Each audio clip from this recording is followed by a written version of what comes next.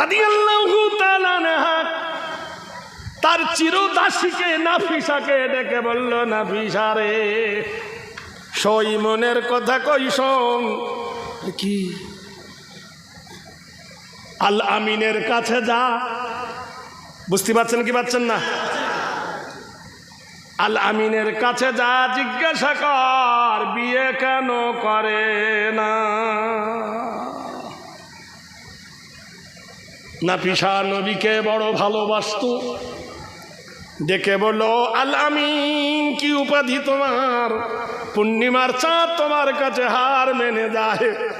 এত সুন্দর তুমি একজন সুপুরুষ, এত সুন্দর একজন সুশ্রী, বিশ্ব জগতের শ্রেষ্ঠ মহামানব, তোমার কাছে চাঁদের আলো হার মেনে যায়। আকাশের চাঁদের কলঙ্ক আছে, নবী তোমার কলঙ্ক নাই। পৃথিবীর মহামানব তুমি, ও মুহাম্মদ আরবি, বিয়ে কেন করো না? আল্লাহর নবী বললেন, নাফিসা রে, বিয়ে করতে গেলে একজন মেয়ের দরকার। তা আমার মতো গরিবকে কে মেয়ে দিবে বল? নাফিসা রে, জানিস আমার জমি নাই, জায়গা নাই, বাড়ি নাই, ঘর নাই, পৃথিবীতে আমার মা নাই। আমি জন্মে আব্বা বলে ডাকতে কোনোদিন পারি নাই। আমি জীবনে কোনোদিন আব্বার কোলে বসতে পেয়ে আব্বার মুখে একটা চুমো খেতে পাই নাই। নাফিসা রে, মাকে জিজ্ঞেস করেছিলাম আমার আব্বা কই। মা আমাকে ছলনা করে ডেকে নিয়ে গেলেন মকামে আবুয়ায়, বাবলার বনি বনু জোহরার কবরস্থানে। আমাকে ডেকে বলল, বেটা মোহাম্মদ, ওই যে দেখছি দুটো বাবলা গাছ মধ্যিখানে যেটা কবর, এই কবরটা তোমার আব্বার। মানজা আলেমান আও মুতাআল্লিমান ইনদা মাগফিরাতিন রুফিয়া মিনহু আযাবাল কবরে 40 ইয়াওমান। ও আমার কলিজার টুকরা, নয়নের তারারে, হাবিবি রে, আমি জীবন দশায় দেখতে চাই তোর বাপের কবরটা তুই একবার জিয়ারত করে আয়। আমার বয়স তখন নাফিসা 6 বছর। 6 বছরের ছেলে আমি, মায়ের ইশারায় আব্বার কবরে গেলাম, ডেকে বললাম, সাক্কাল কবর বিশারাতিহি, কবর একটু ফাঁক। কবর ফাঁক হয় না, আব্বা আমাকে দেখা দেয় না, মার থাকতে পারে না, হৃদরোগে মা পড়ে মরুর বুকি মা গেল মরে। নাফিসা রে, আমার মা নাই, আমার বাবা নাই, আমার দাদু নাই, দাদি নাই, নানা নাই, নানি নাই, এক কাটা জমি নাই, জায়গা নাই। বড় আব্বার দরজার পাশে একটু ঘিরে চড় দিয়ে ঘরে রাত্রি কোনো রকমে ঘুমাই, বাকি টাইমটা আল্লাহর কাবাতে কাটিয়ে দিই। এইরকম একজন মানুষকে কে বিয়ে করবে বল? কে মেয়ে দেবে বল? আর ভালো মেয়েকে পেতে গেলে ভালো পাত্রের দরকার হয়। নাফিসা কেঁদে উঠে চোখ মুছে বললেন, হাবিব, দুঃখ নিও না, তোমার জন্য 1000 মেয়ে পাগল, যদি একবার রাজি হও।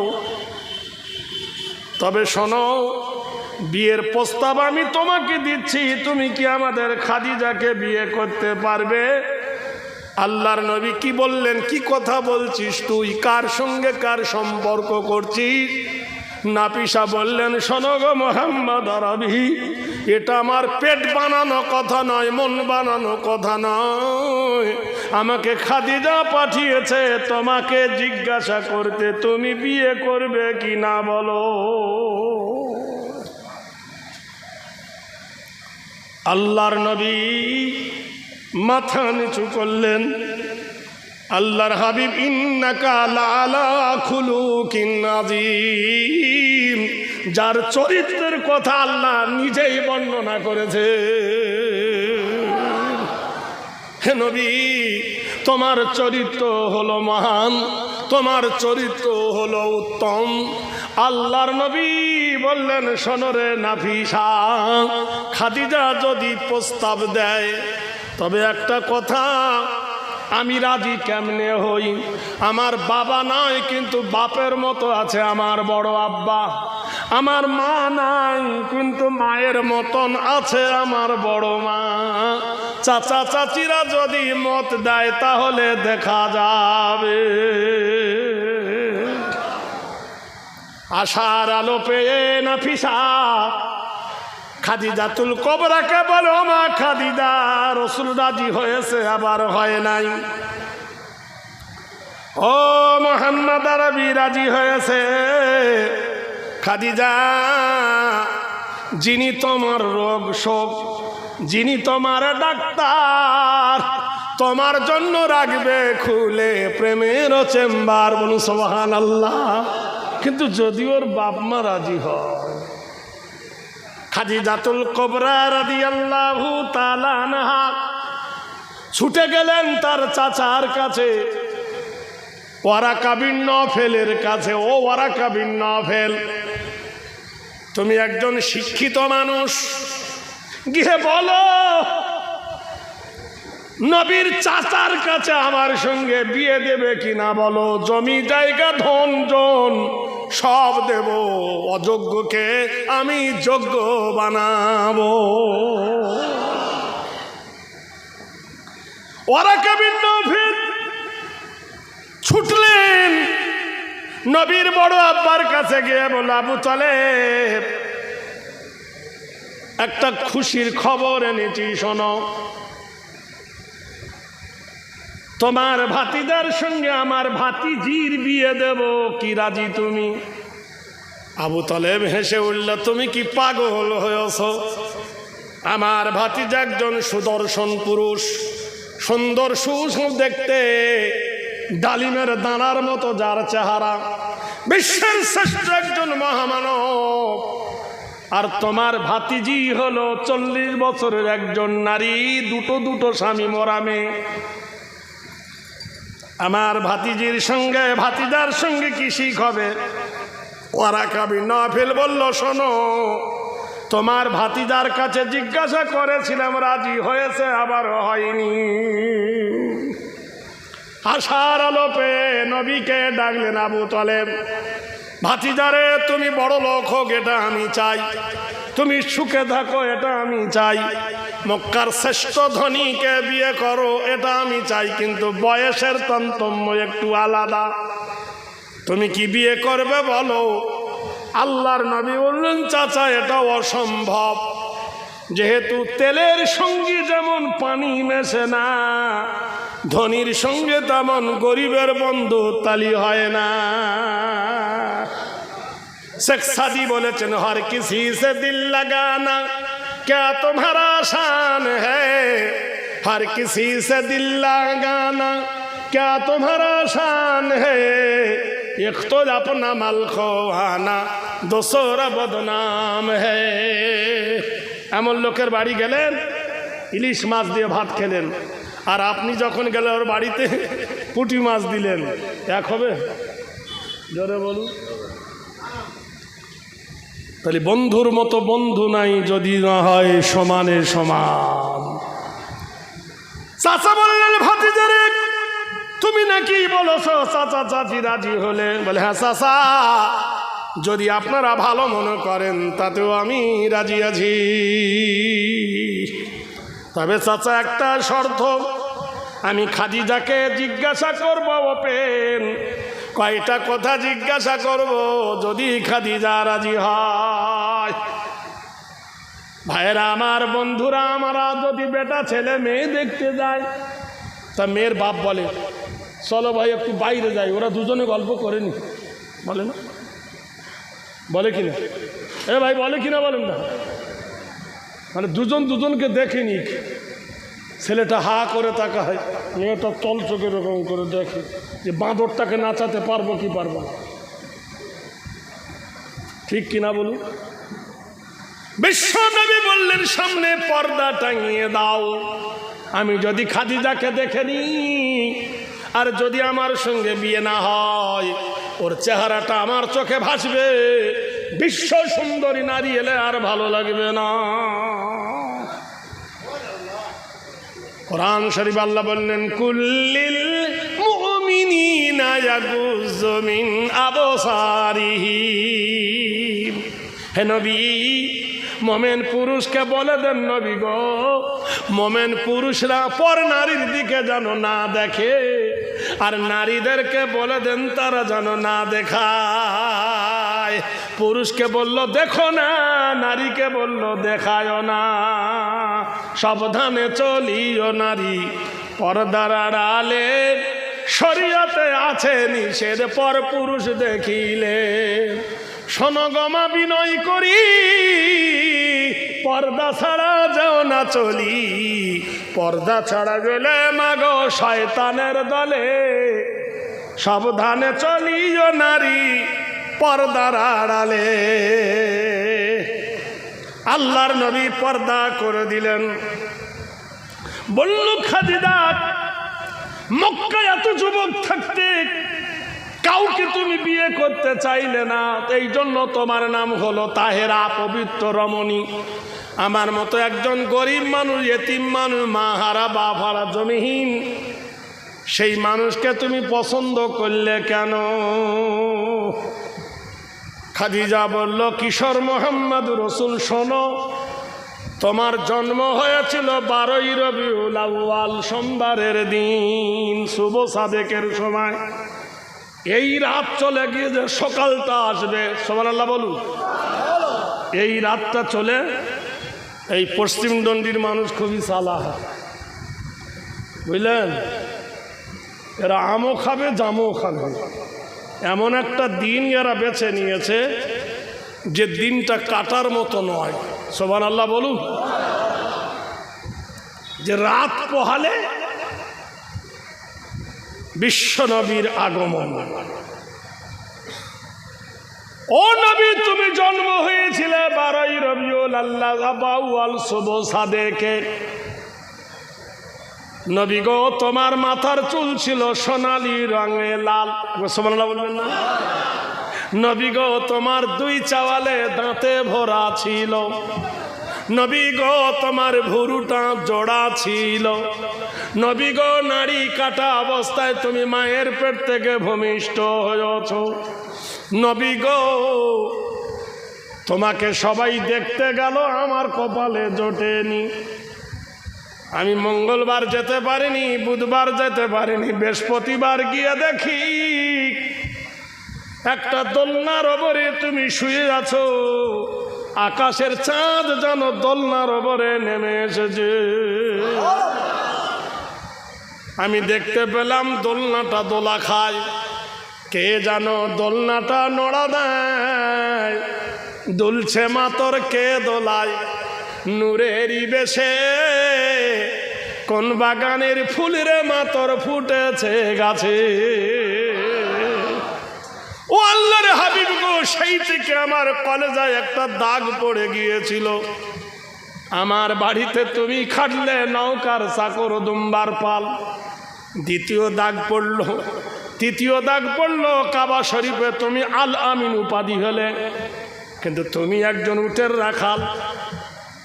লোকে টিটকারি করবে, কি করে তোমার সম্মান বাড়াইতে হয়, তাই আমার ব্যবসার সেক্রেটারি তোমাকে বানালাম। বিশ্ব নবী গো, আমি এই জন্য বিয়ের প্রস্তাব তোমাকে দিয়েছি। নাম্বার 2, আল্লাহর নবী বললেন খাদিজা,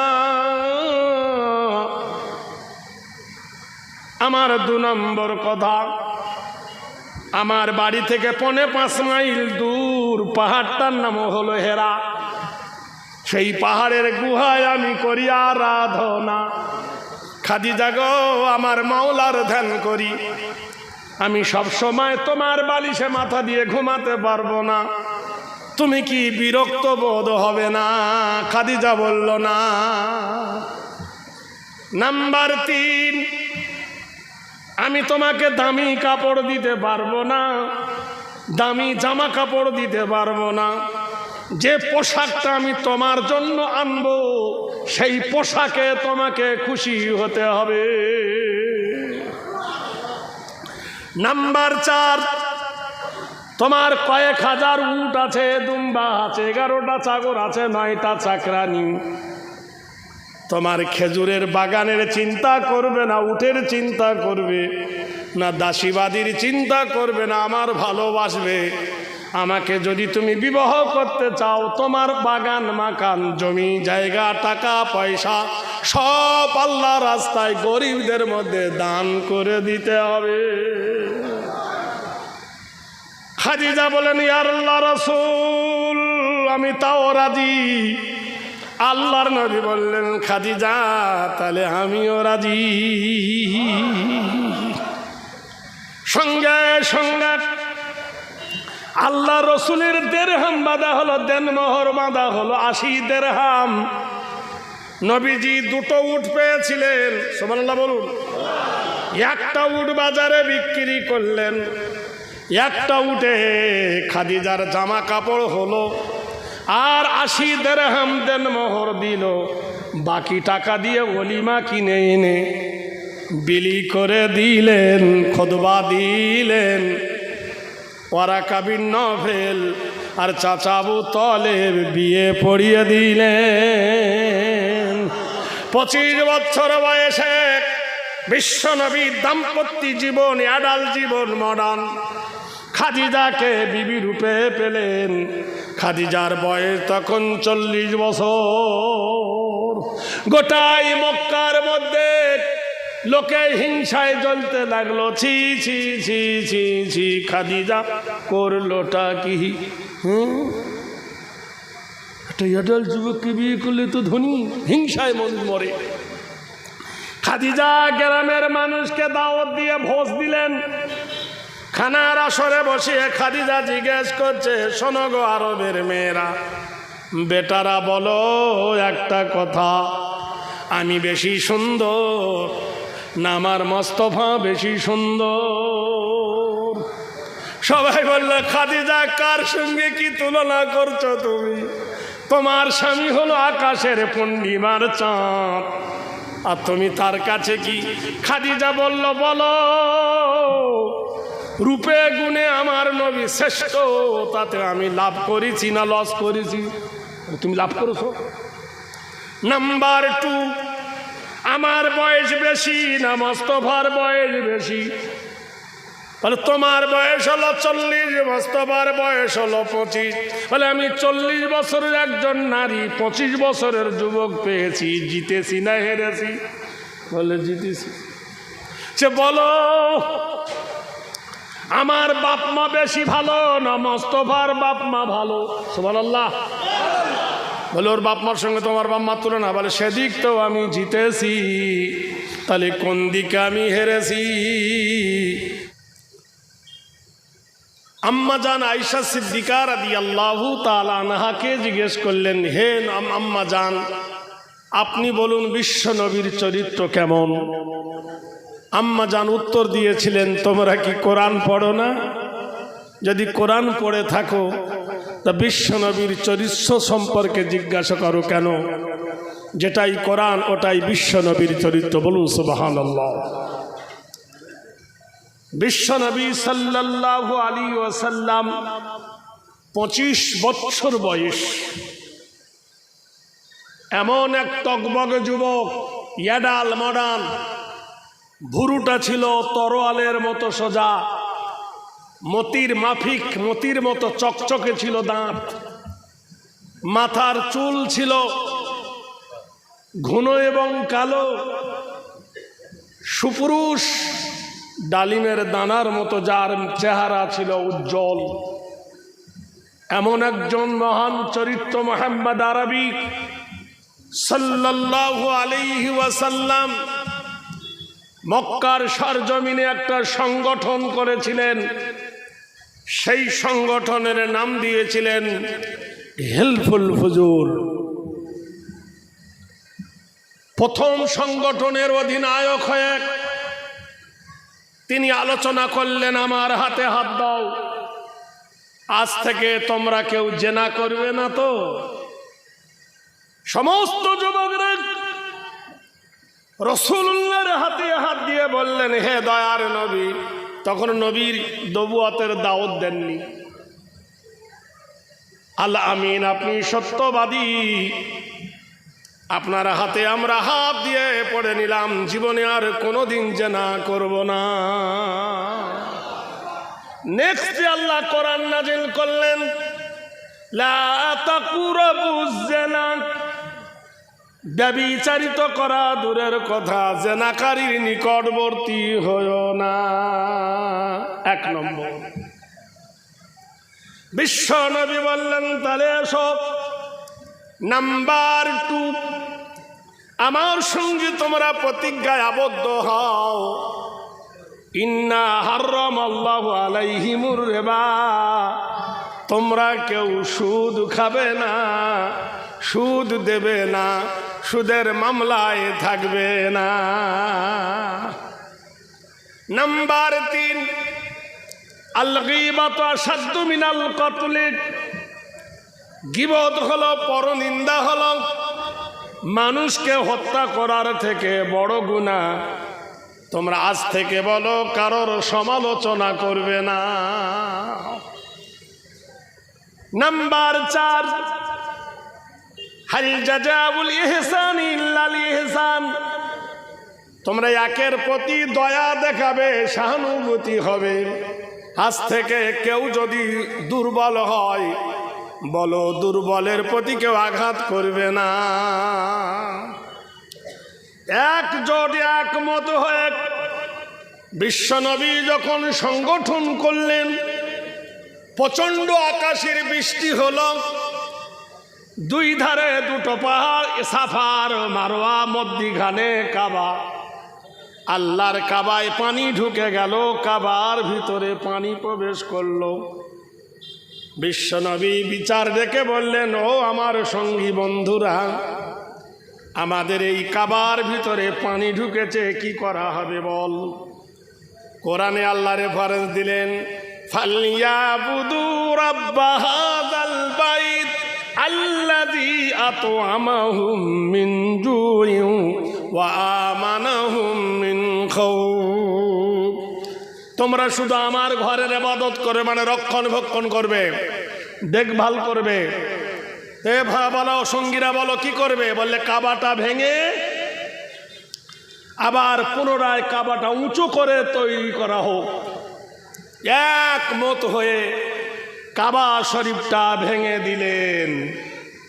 কিন্তু মুশকিল দেখা দিল কি, কাবা শরীফের একটা কোণে দেখবেন কালো পাথর আছে, পাথরটার নাম হলো হাজারে আসওয়াদ। হাজারুন মানে পাথর, আর আসাদুন মানে কালো পাথর। এই পাথরটা নিয়ে গন্ডগোল লেগে গেল। উমাইয়া বলল, আমি হলাম কাবার সেক্রেটারি, এটা আমি বসাবো। আবা বিন খলফ বলল, আমি ক্যাশিয়ার, আমি বসাবো। আবু লাহাব বলল, না, আমি কাবার অডিটর, হিসাবের দায়িত্ব আমার, এটা আমি বসাবো। নানা মনের নানামতি ঝগড়া লেগে গেল। উমাইয়া বলল, শোনো, আগামীকাল সকালবেলায় যে ব্যক্তি কাবা গৃহে আগে আসবে, সে যা ফয়সালা করবে আমরা মেনে নেব। বলুন সুবহানাল্লাহ। রাত চলে এলো। ওয়াজআল্নাল লাইলা লিবাসা ওয়া নাওমাকুম সুবাতা ওয়া কামারাম মুনীরা। আল্লাহ বলছে, আমি রাত তৈরি করেছি অন্ধকারের সাথে, মানুষের চোখে নিদ্রা দিয়েছে আরামের জন্য, আর চাঁদের স্নিগ্ধ আলো জেলে দিয়েছি, সকাল হব।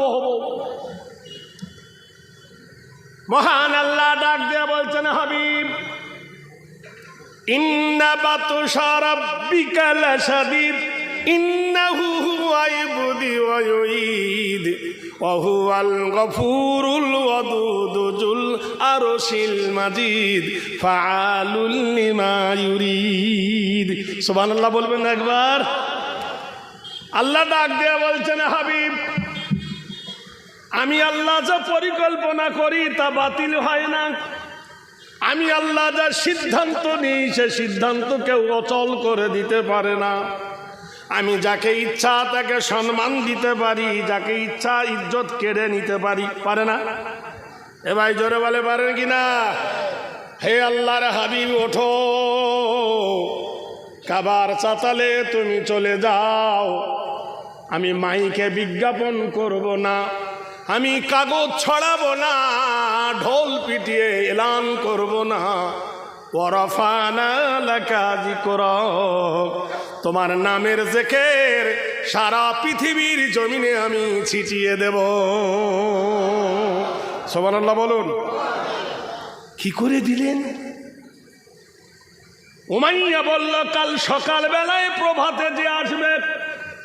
আমার খুব দুঃখ লাগে, আমি যতবার এসেছি আর প্রতিবারে কথা বলেছি, ভাই আমরা বিশ্বনবীর জীবন চরিত্র শুনবো সিরিয়াল ধারাবাহিকতা ভাবে। প্রথম থেকে যদি কেউ গেহে যায় তাহলে একটার পর একটা সাবজেক্ট আসবে, তাহলে বিশ্বনবীর জীবন চরিত্র আমাদের শোনাও হবে, শিখাও হবে।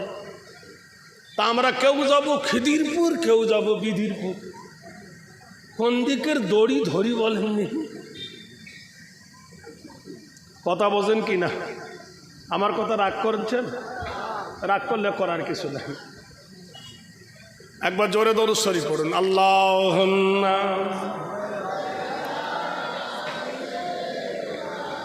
মাওলানা মুহাম্মাদ ওয়া আলা আলি।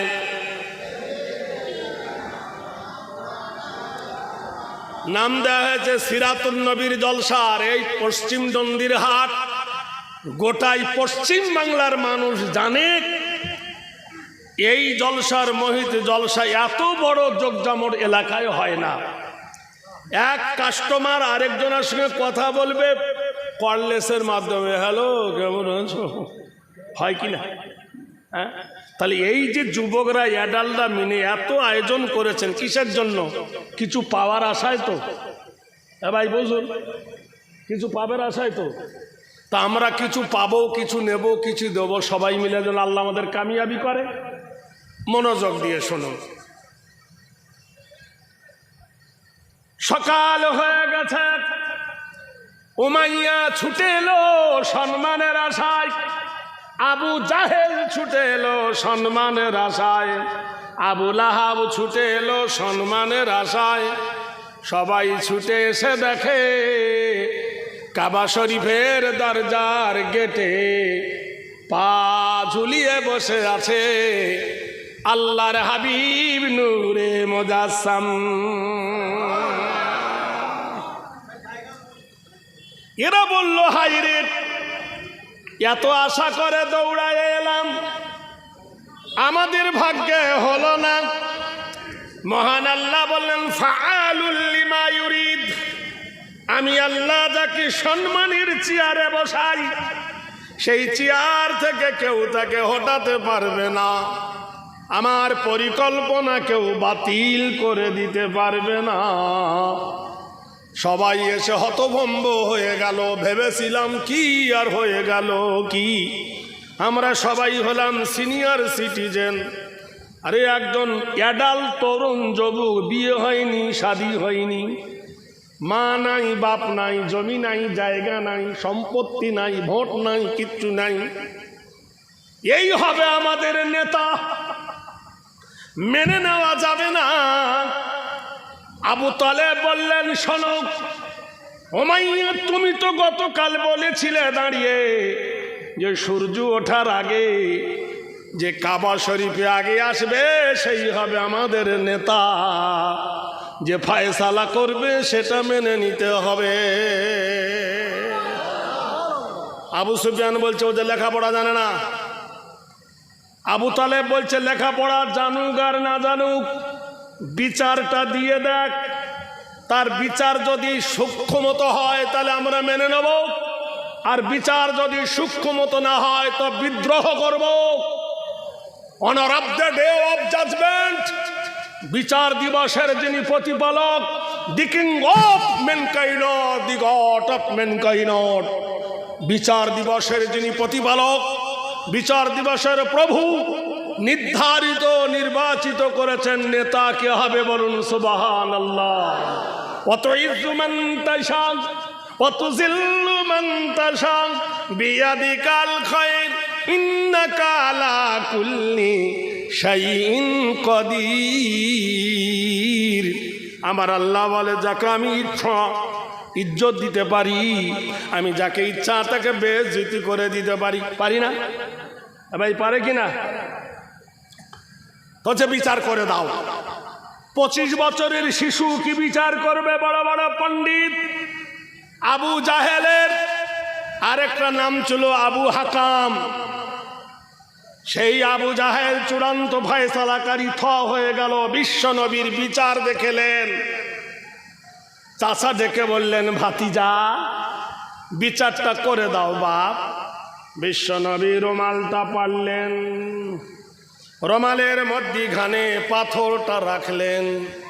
উমাইয়া তুমি রুমালের এক কোণা ধরো, আবু জাহেল তুমি রুমালের এক কোণা ধরো, আবা বিন খলব তুমি এক কোণা ধরো, ওলীদ বিন মুগিরা তুমি একদিকে ধরো, আবু জাহেল তুমি ধরো, উতবা সাহেবা সবাই মিলে রুমাল ধরো।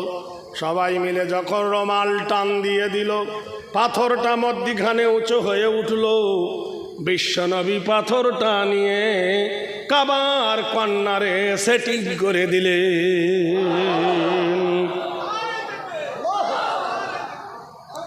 যেমনি দিল, লাফিয়ে উঠে আবু জাহাল বলে দিল, আল আমিন, আরবিতে তুমি সত্যবাদী, চূড়ান্ত ফয়সালাকারী। সুবহানাল্লাহ বলুন আরো জোরে। আল্লাহ ইজ্জত দিতে পারে না? ভাই পারে কিনা? কি উপাধি হলো? আল আমিন, আল আমিন, আল আমিন, আল আমিন। সারা পৃথিবীর মানুষ জেনে নিল আল আমিন, আল আমিন।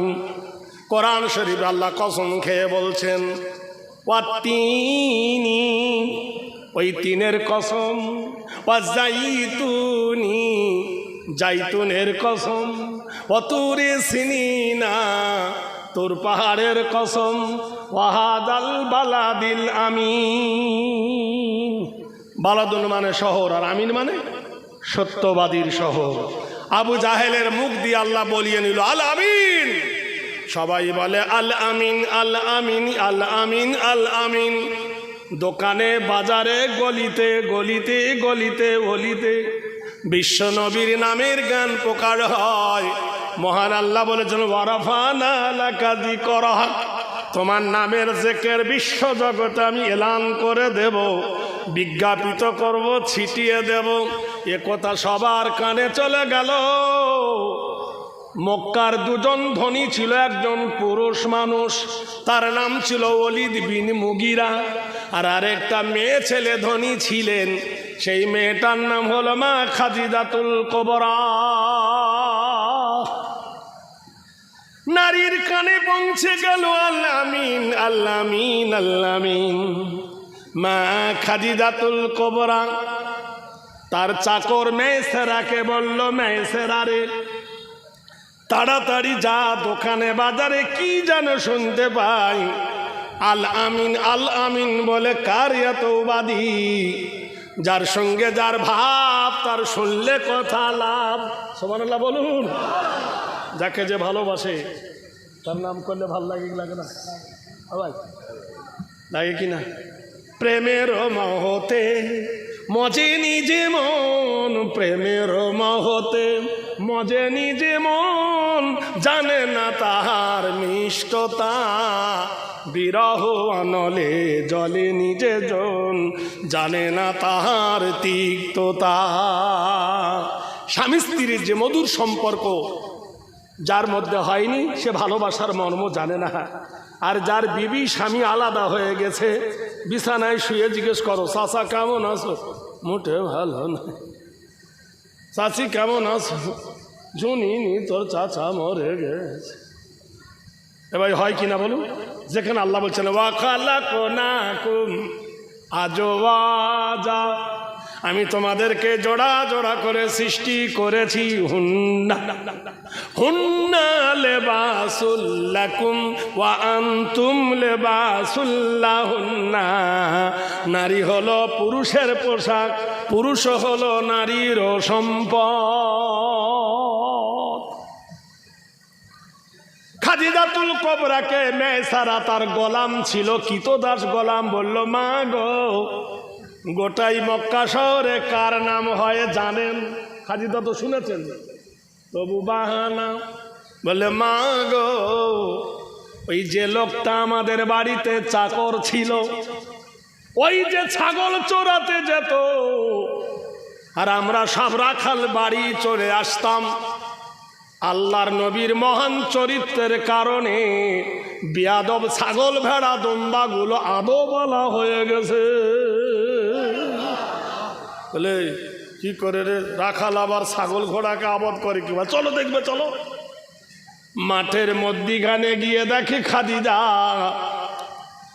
কিছু দড়ির ওপর মাথা দিয়ে আল্লাহর নবী শুয়ে, এক খণ্ড মেঘ আকাশকে ছায়া করে সূর্যকে আল্লাহর নবীর ওপর ছায়া দান করেছে, আর সেই ছায়ার গোল হয়ে চতুর্দিকে দম্বা ভেড়াগুলো ছাগলগুলো গোলা মিলিয়ে সব শুয়ে আছে। খাদিজা জেনে শুনে দেখেছিলেন বিশ্ব নবীর চরিত্রের ফলাফল। এই কথা শোনার পরে বলল মেসেরা, আল আমিনকে যদি একবার ডাকতে পারিস, নয়ন ভরে একবার দেখি। বিশ্ব নবীকে আনা হলো, সামনে পর্দা দেওয়া হলো, এই পারে খাদিজাতুল কুবরা, ওই পারে আল্লাহর নবী আডাল মডার্ন যুবক। খাদিজা ওপেন কথা বলছেন, ও মোহাম্মদ, আব্দুল্লাহর বেটা, শোনো, তোমার তো অনেক সুনাম সুখ্যাতি, আমার একটা কাজ তুমি কি করে দিতে পারবে? বলে কি কাজ? বলে আমার দুম্বা উট নিয়ে বাণিজ্যে যাওয়ার জন্য একজন ম্যানেজার খুঁজতেছি, তুমি কি আমার ব্যবসার ম্যানেজারি পদ নিবে? রাসূলুল্লাহ বললেন, গো খাদিজাতুল কুবরা, আমি আমার চাচার সঙ্গে অনেকবার বাণিজ্যে গেছি, কিন্তু ম্যানেজার হয়ে কোনোদিন যাইনি, ভাগ্যে জোটেনি। ব্যবসায় আমার পক্ষে সম্ভব নয়, হয়তো লাভ হবে নয়তো লস হবে। খাদিজাতুল কুবরা বললেন, শোনো, লাভ হলেও তোমার নয়, লস হলেও আমার নয়, লাভ লসের দায়িত্ব আমার। তুমি ব্যবসা করতে যাবে, ব্যবসায় লাভ হোক আর লস হোক, আমি তোমার মাইনে বাবদ 2টো লাল উট তোমাকে উপহার দেব। লাভও হতে পারে, লসও হতে পারে। বিশ্ব নবী রাজি হলেন। এই তো মহা সম্মানের একটা সুযোগ। রাসূলুল্লাহ সাল্লাল্লাহু আলাইহি ওয়াসাল্লাম রাজি হলেন। চাচার সঙ্গে পরামর্শ করলে, চাচা যান, আমি বাণিজ্য করতে যাব, খাদিজা আমাকে ম্যানেজারি পদ দিয়েছে। চাচা বললে, বাবা তুমি কি পারবে? ভাতিজা বললেন, চাচা যান, ভরসা আমার আল্লাহর ওপরে, তিনি নিশ্চয় আমার অমঙ্গল করবেন। তাওয়াক্কালতু আলাল্লাহ, আমি আল্লাহর ওপর ভরসা করি।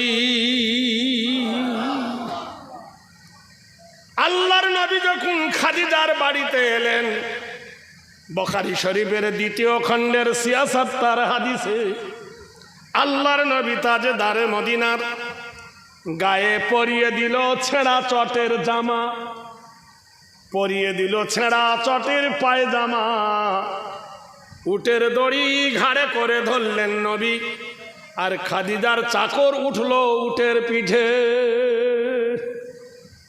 মনিব সাজলো মেসেরা, রাসূলুল্লাহ সাজলেন চাকর। দড়ি ধরে যখন মক্কার শহর দিয়ে বার হয়, বাপের বোন ফুপু কলেজায় আঘাত লাগলো। মা আসমা ছুটে গিয়ে আবু তলেবের কাছে গিয়ে বলল, আবু তলেব, তুমি দেখবে, এসো, পূর্ব আকাশের চন্দ্র দক্ষিণে উদিত হয়ে গেছে। এ কি হয়েছে রে বোন? বলে, দেখবে, এসো। খাদিজার আসপদ্দা কি, তার চাকরকে উটের পিঠে বসাইছে, আর তোমার ভাতিজাকে উটের দড়ি ধরিয়ে দিয়েছে, ছেঁড়া শার্টের জামা গায়ে, পরনে শটের জামা গায়ে পরে এই অবস্থায় যাচ্ছে রাখাল বেশে। আল্লাহর নবীর বড় আব্বা বলে বললেন, বুহিনী রে, আমি নিষেধ করতে পারবো না।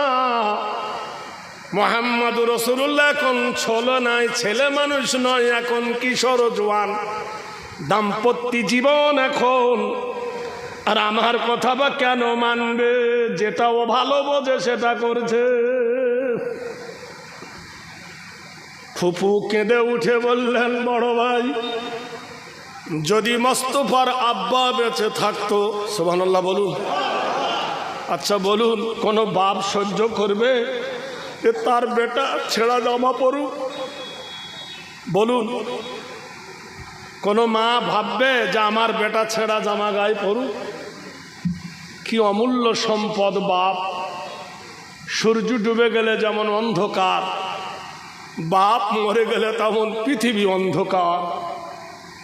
বাপের সম্মানে যত সম্মানিত হয়েছ, বাপ মরে গেলে একবার দেখো, বিশ্ব জগতে পা রাখার জায়গা পাবে না।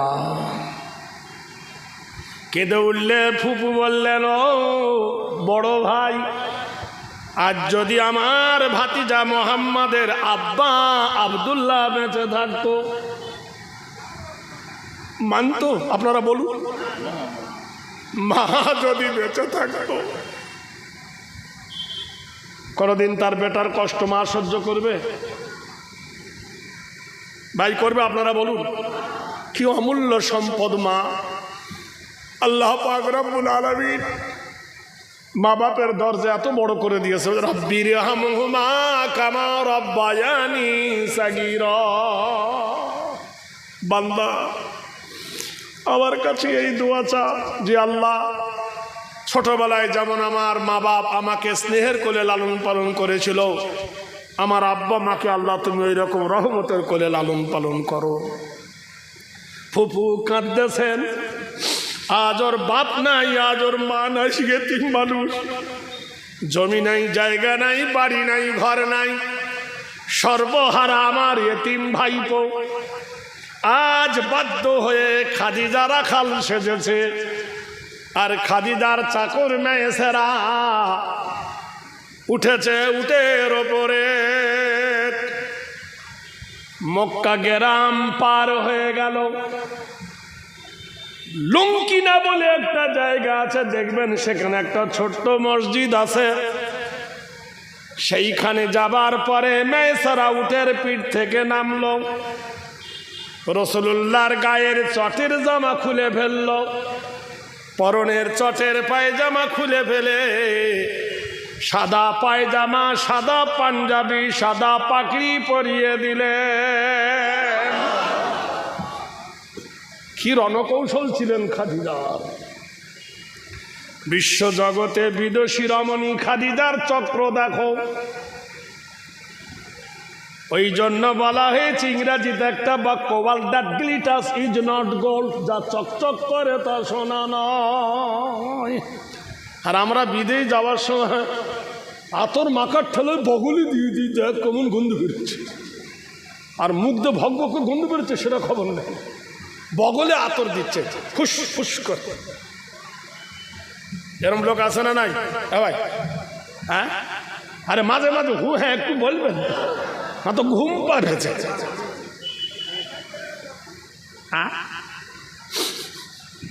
বাবুরা একটু মনোযোগ দিয়ে শোনো। আবার একটা বছর পরে আবার দেখা হবে, কি হবে কার কখন কে জানে বলুন। ভাইরা আমার, বিশ্বনবী তাজদারে মদিনা উটের পিঠে চড়লেন। উটের দড়ি এবার ধরল মেয়েছেরা, বাদশা সাজিয়ে গ্রাম থেকে না নিয়ে রাখাল বেশে নিয়ে গেল। নবী জিজ্ঞেস করলো, মেয়েছেরা এটা কেন? মেয়েছেরা বলল, শোনো গো মুহাম্মদ আরবি সাল্লাল্লাহু আলাইহি সাল্লাম, তুমি যদি শাহানশাহ দেশ পরে গ্রাম থেকে বার হও, আর যদি ব্যবসায় তুমি হেরে যাও লোকে তোমাকে টিটকারি দিবে। আর যদি ছেঁড়া জামা কাপড় পরে ব্যবসায় যদি তুমি লস খাও তোমাকে কেউ টিটকারি দেবে না। আর যদি লাভ খাও সম্মান রাখতে পারবে না, এত ইজ্জত দেবে তোমাকে। মেয়েছেরা বললেন চলো হে বিশ্ব নবী মুহাম্মদে আরবি। খাদিজা বলে দিয়েছিল শোন, পথের মধ্যে যাবি, যেতে যেতে যদি কোনো রহস্য দেখিস আমাকে তুই বলবি, যত রহস্য দেখবি তত পুরস্কার তোকে দেব। আর এই বাণিজ্যটা করে এলে তোর গোলামের চিঞ্জির ছিঁড়ে তোকে আমি আজাদ করে দেব। বিশ্বনবী সাল্লাল্লাহু আলাইহি ওয়াসাল্লাম তাজদারে মদিনা শাম দেশে বাণিজ্য করতে গেলেন। শাম সিরিয়া বাণিজ্য করে বিশ্বনবীর ব্যবসার কথা, কত সুন্দর সুকাঠামো দেখুন। আল্লাহ পাক বলছেন হাল আদুল্লুকুম আলা তিজারা তুনজিকুম মিন আযাবিন আলীম।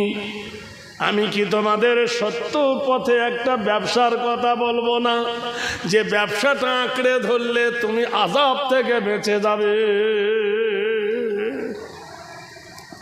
বিশ্বনবী খেজুর কিনেছেন, খেজুরের খারাপগুলো ওপরে রেখে ভালোগুলো নিচে দিয়েছেন।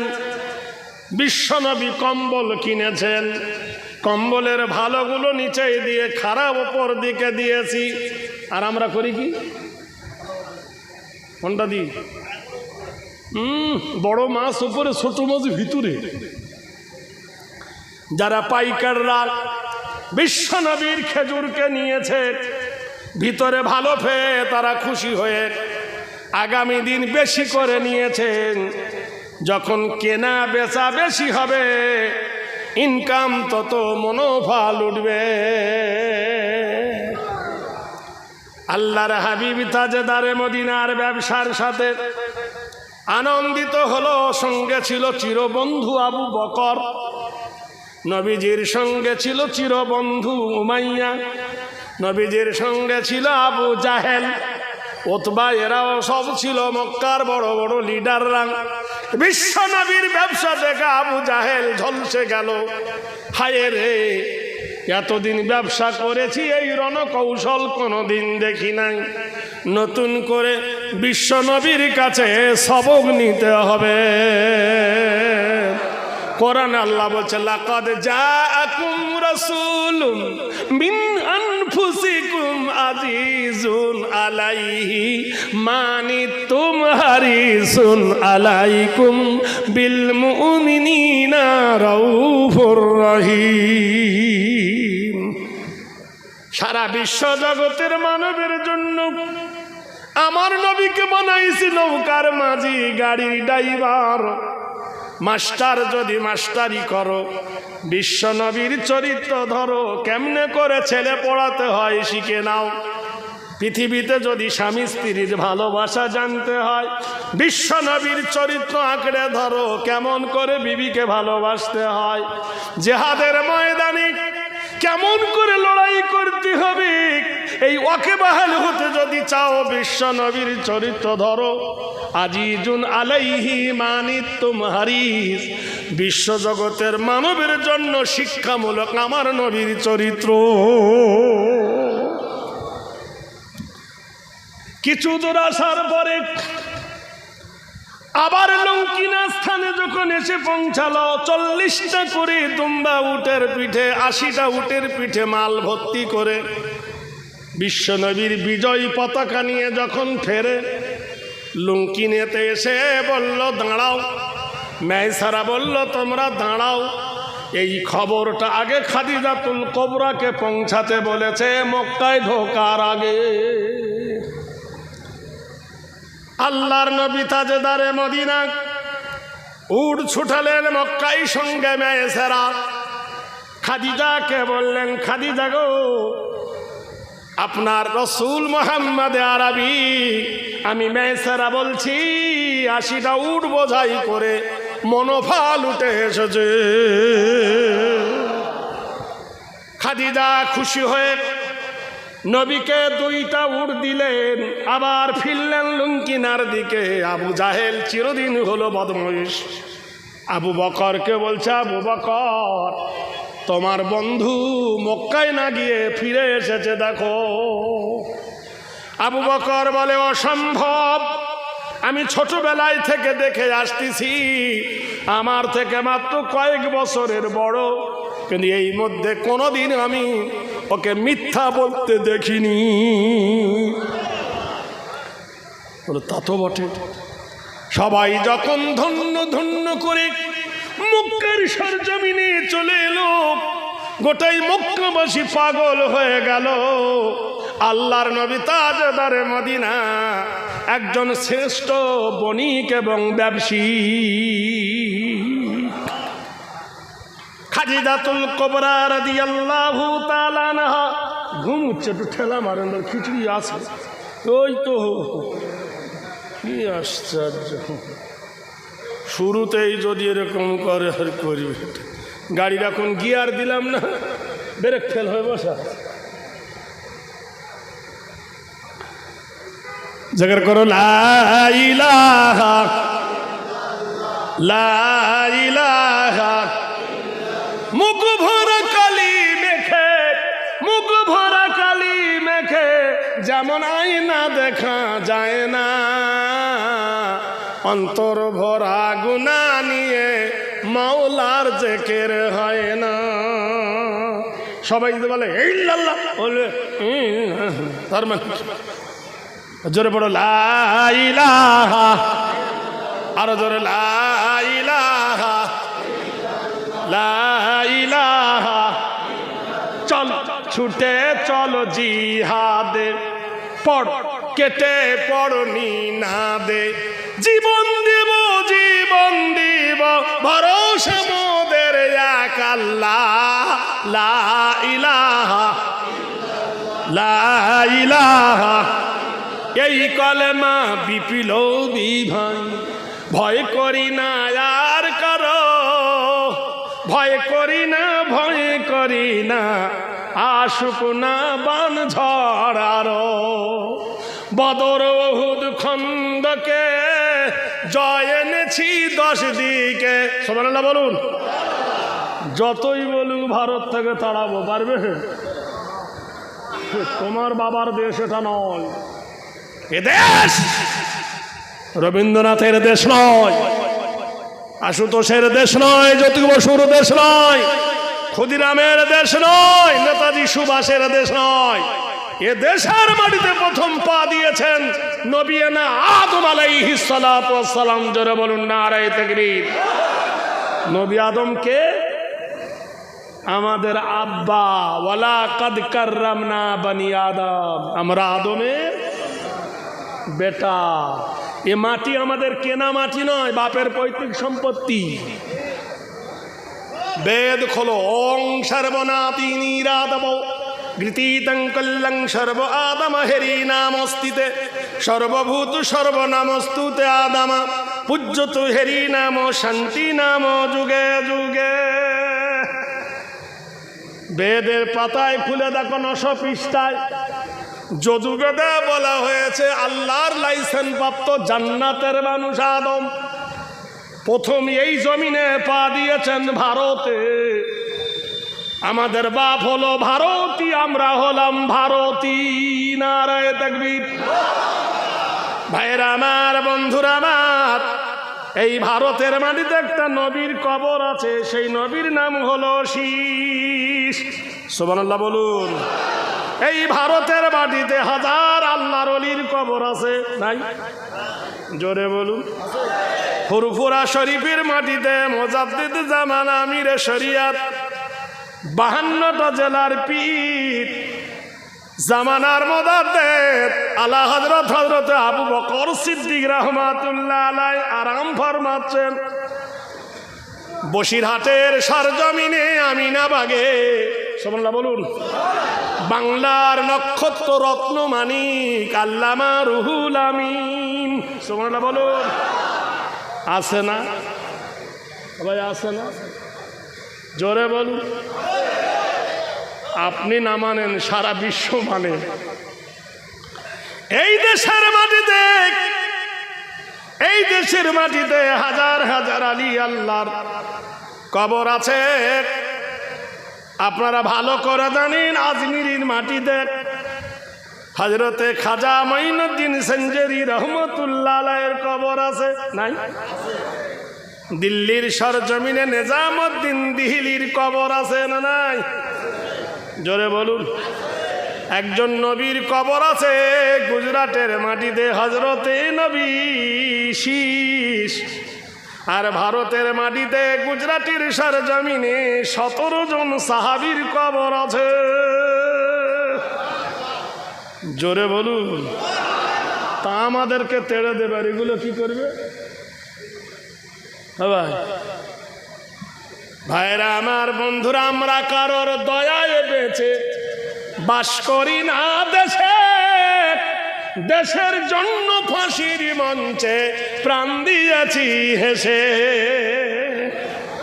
ধর্মে মোদের হাত দিও না, জানাই অনুরোধ, নইলে মোরা রক্ত দিয়ে করব প্রতিরোধ।